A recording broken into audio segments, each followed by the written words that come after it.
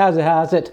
I've just returned back from America, and during that time, apart from seeing some awesome friends and having a really good time, there was a process going inside of my head in photography, which I thought you'd probably get a real insight into how I am going around about sort of changing up my style of evolving, of moving forward, of taking what's working and seeing if I can change it into something else that keeps me excited. Because style in photography, a look in photography, isn't really going to remain constant the whole time. Certainly not my style. I tend to flit back and forth between things.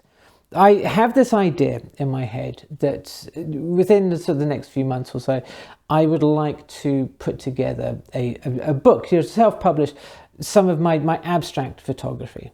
And with that in mind, I thought, well, I'm now in the States. I'm going to spend some time. I've got the base recipe down for my style. So that's the abstract form, the urban views, the shape, the form, the shadow. I know those things already are kind of inherent in my own style, but I wanted to experiment with processing. Are there processing techniques? Can I lean into something that's going to enhance the photographs, that is going to really make that abstract nature of them stand out in a way that I hope is a little bit, sort of remarkable, a little bit unique.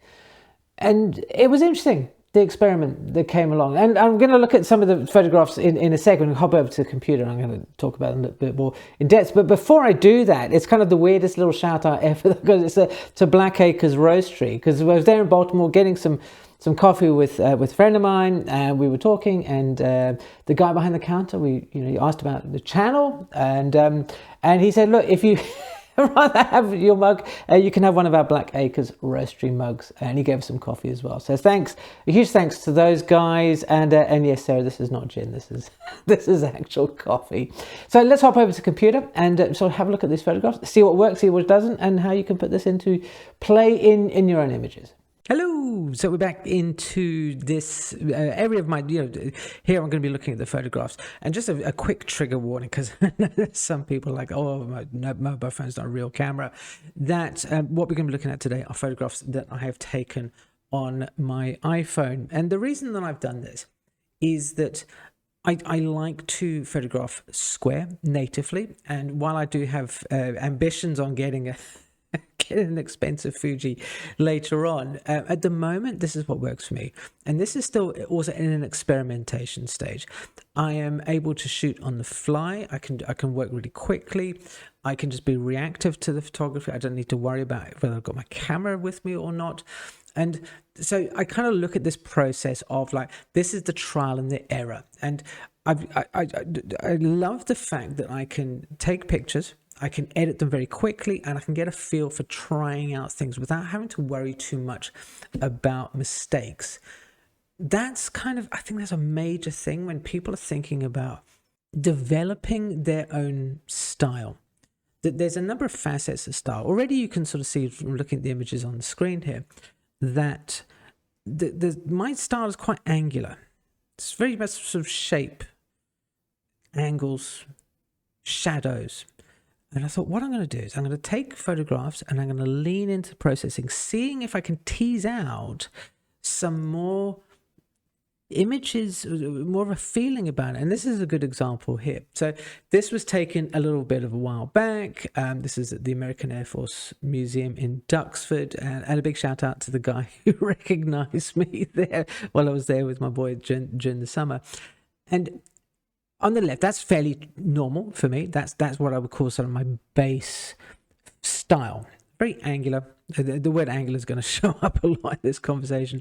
It's very angular, but I want to now see if I can take that style in a direction, if I can enhance it, if I can make something in the processing. That's what this is all about. This is checking things out and seeing where it works. Now, if I look at this particular image, I can see, okay, the processing I quite like. It's punchy. There's some solid blacks in there, some pretty solid whites.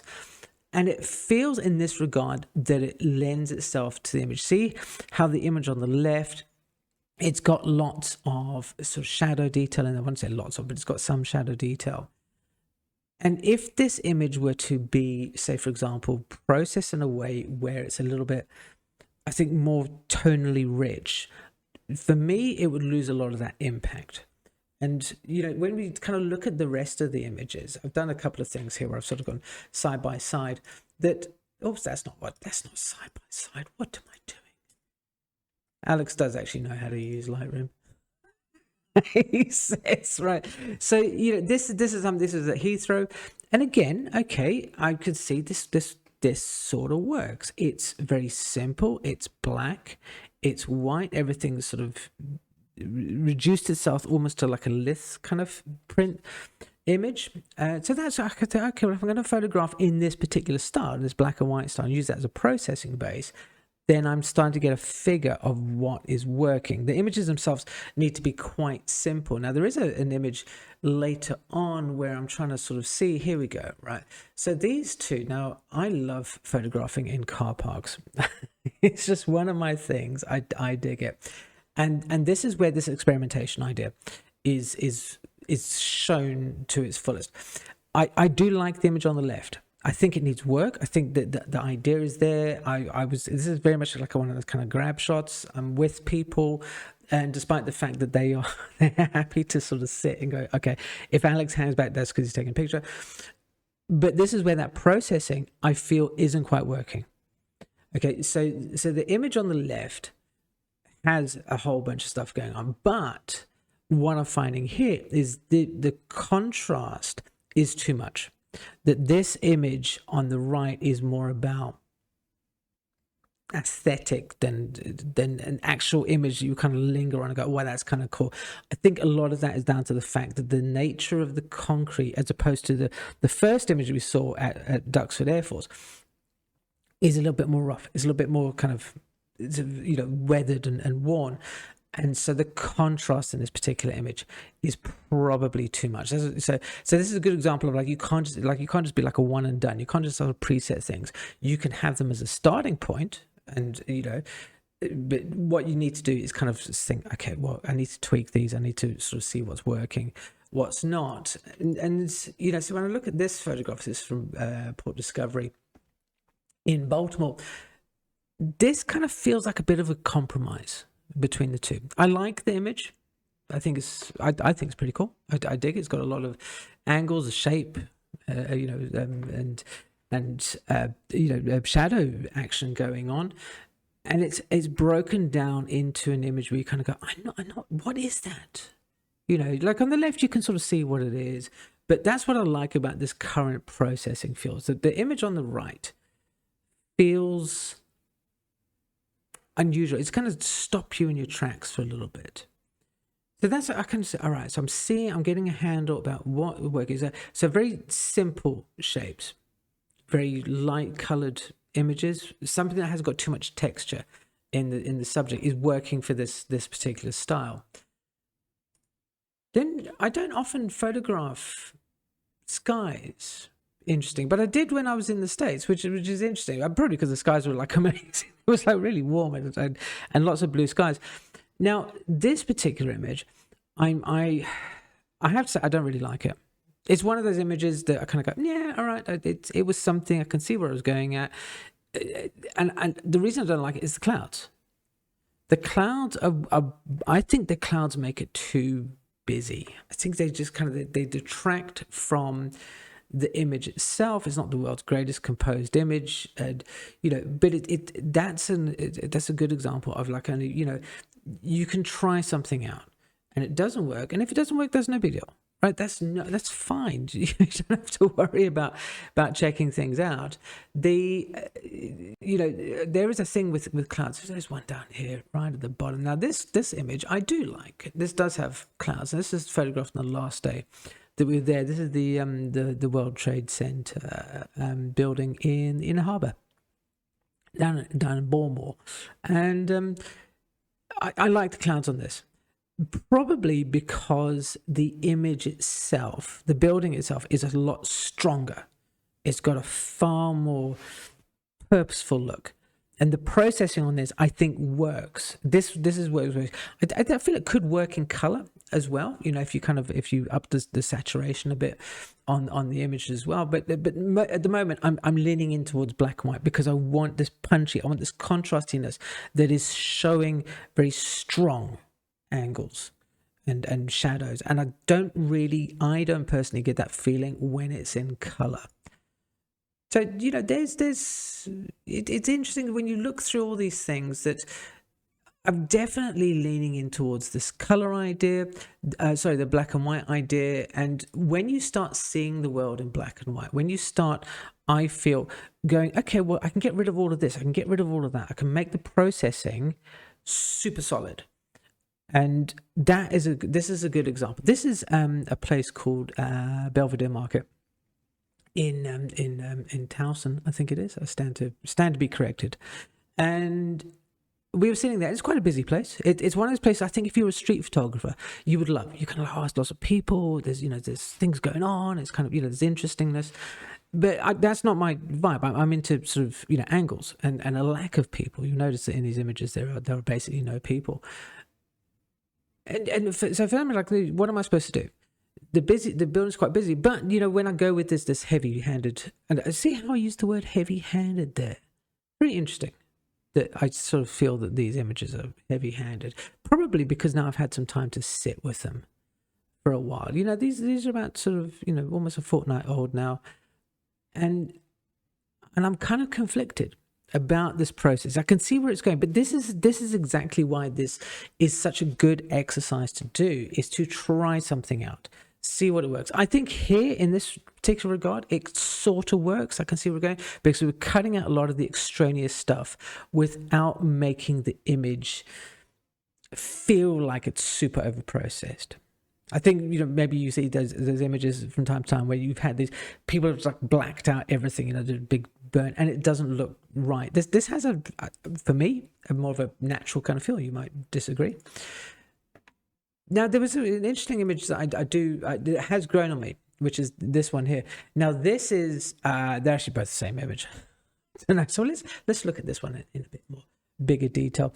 This is one of those images, straight off the bat, I can tell that it's not going to work in black and white.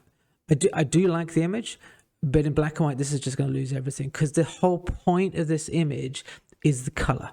It's that neon sign. It's the red roof of the, well, it's not even the red. It's the red from the neons going up on the heating and the AC and the suspended ceiling. That works really kind of cool, right? So you kind of know, all right, it's not going to work in black and white. And there was another image that we took out when we were on Halloween. There we go. Right. So I know this one's not going to work in black and white. And this is not, I don't really usually photograph this kind of thing.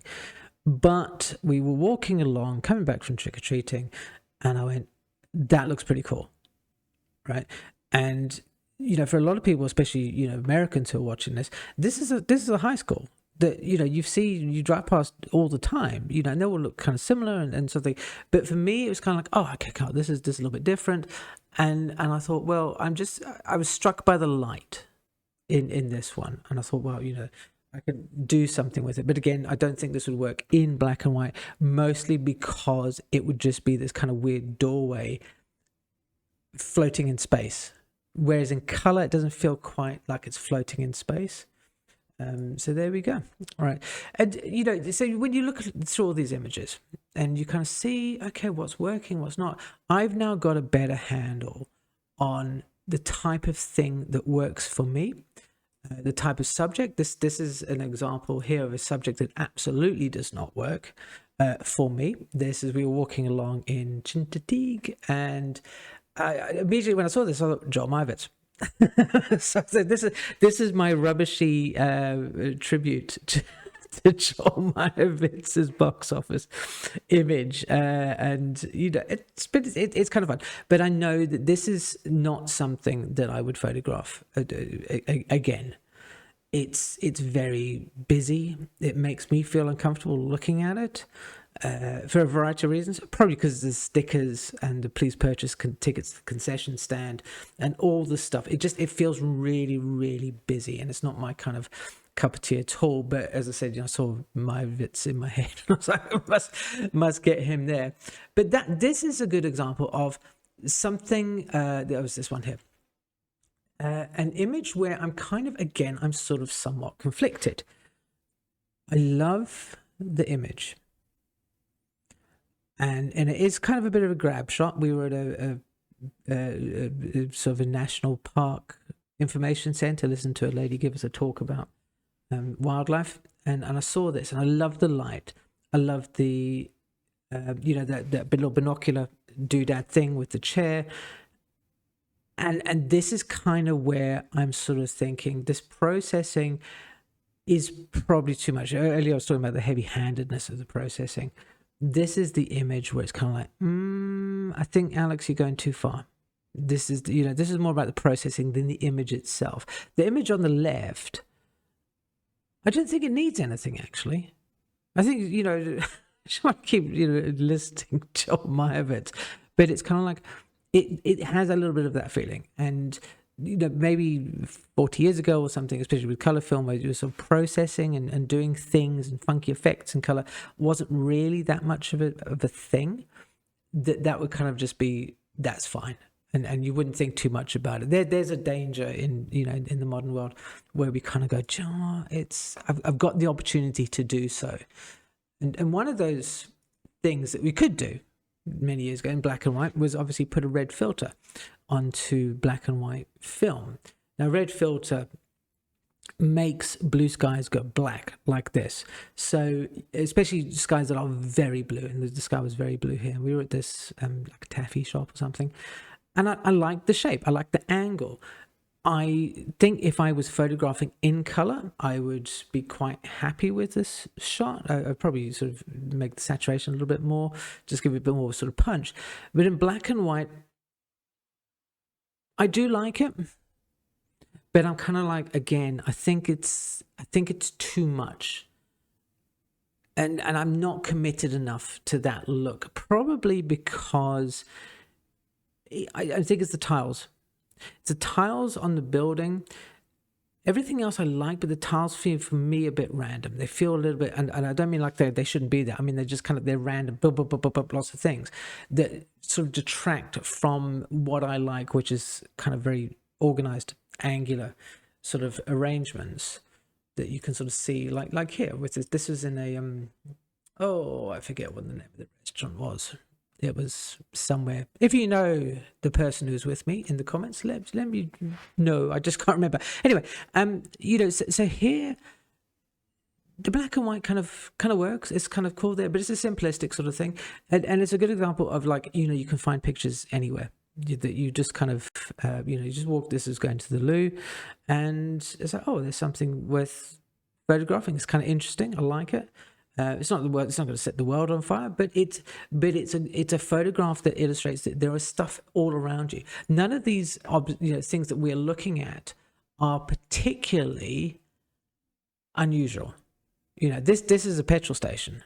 See, we're getting some petrol, and that is literally it. This is something that all of you will see pretty much on a daily basis. And again, it's not going to set the world on fire, but it's an example of images that you can find when you're just looking, when you're just kind of thinking about what just kind of go, what would that look like photographed? That's kind of what we're driving at here. This whole experimentation, trying out things. Here are 3 images, there we go, of the same thing. Okay? But it's not 3. I mean, it's the same image done in 3 different ways. So on the left, there is the original. On the middle, there's one that's got a bit more sort of punch to it. I've just upped the saturation a little, and then on the one on the right, it's so contrasty. It feels like it's almost infrared. Now that is something. That's interesting because that feels infrared. So if I can find environments that have really blue skies, that have primary colors in them, you can see how the yellow has gone bang. It's gone super white. Right, that it makes, again, something that is an everyday item that you see. And those of you in America will have seen these all the time, and you just kind of go, it's whatever, right? It's there. That's what a wonderful. I love this idea. There's another example up here. So we stopped to just to meet somebody, and this is again on the left. You've got the speed hump. That sort of sign. That's kind of funky. That's kind of cool, right? Then there's a bit more of the punchy color, and you go, okay. It's now the yellow and the blue, obviously they work together. And then I've got this, again, this kind of like infrared sort of feel with this punchiness. And I'm really liking that. I think there's something in there that I could work out a little bit more, make it feel like it's less kind of just being punched in your face, but it's there. I really hope that, you enjoy looking at these photographs that, with me, just getting a bit of the insight into the process of how we get from idea to where you end up with in terms of images. There's there are photographs to be found everywhere, and I know I say that all the time. You've got this thing. This is underneath a thing in the Baltimore Museum of Science, and then there's that when you do the processing. So now that I've got a bit more of a handle on it, then it's I feel like it's been a worthwhile experiment. And if you are interested in, learning about sort of black and white, how to get things, feeling a bit better to make your images a bit more punchy, then check out this video over here. Now, thank you ever so much for watching, and I will see you again soon. If you haven't signed up for the Saturday Selections newsletter, then please do. There is a link in the description box below. Thanks, and I'll see you soon.